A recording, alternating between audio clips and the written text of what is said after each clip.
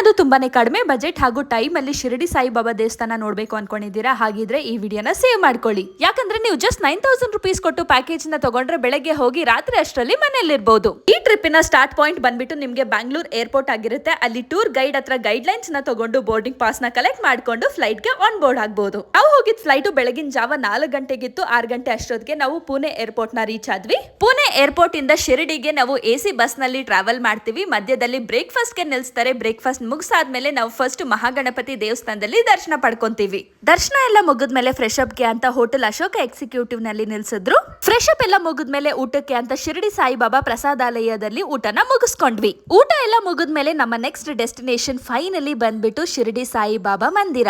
ಅಲ್ಲಿ ನಾವು ದೇವರ ದರ್ಶನ ಪಡ್ಕೊಂಡು ಅದಾದ್ಮೇಲೆ ಅಲ್ಲೇ ಇರುವಂತ ಮ್ಯೂಸಿಯಂ ಕೂಡ ನೋಡ್ಕೊಂಡು ಕೆಲವು ಸಮಯ ನಾವು ಶಾಪಿಂಗ್ ಕೂಡ ಮಾಡಬಹುದು.